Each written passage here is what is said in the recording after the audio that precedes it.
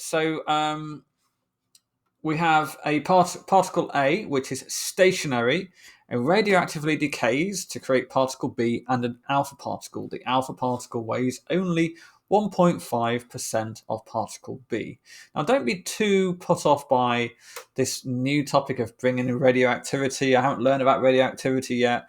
Well, let's just break it down into a thing.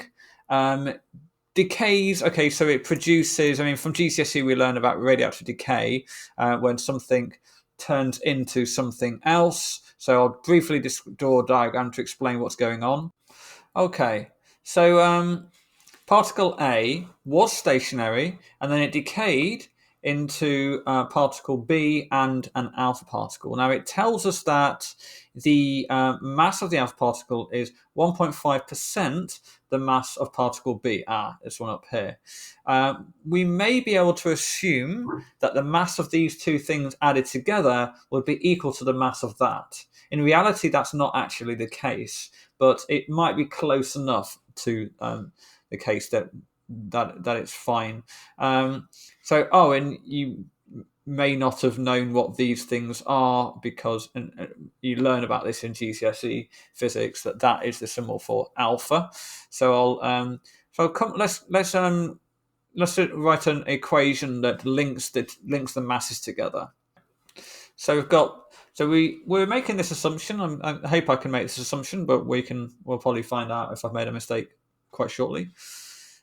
The mass of A is equal to the mass of B plus the mass of the alpha particle. So these two came from that. So yeah, the mass of the alpha particle is therefore equal to 0.015 the mass of B. If we were doing radioactivity as well, you might even be able to calculate what element this is, or at least how many protons and neutrons it has inside B or inside A.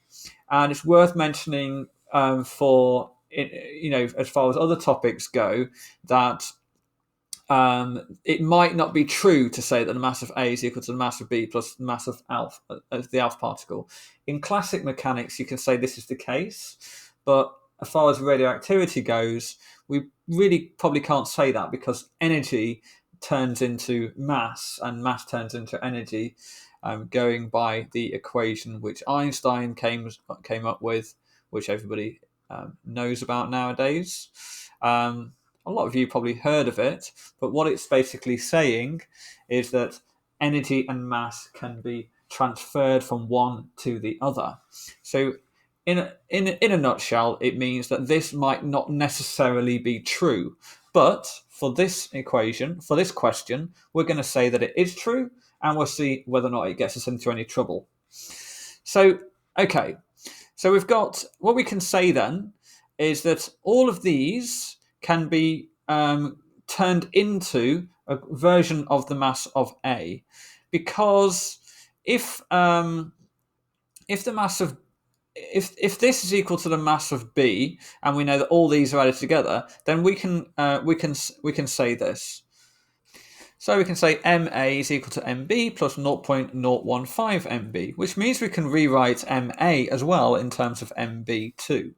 I'm not sure. So we've got, MA is therefore equal to that. MB we leave as MB, and then and M alpha is, so everything's in terms of MB. Right, so show that the kinetic energy and momentum can be linked by the equation. Right, so let me see.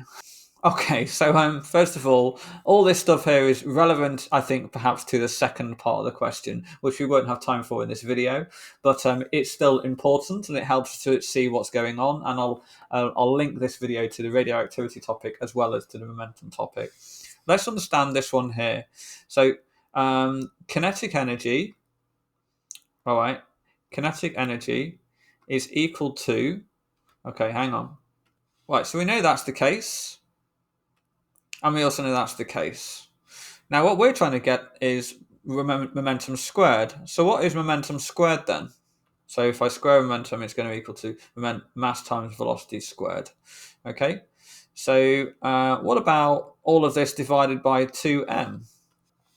So all I've done here is I've taken the momentum, what momentum is over here. Let's maybe use a bit of color again to see what I've done.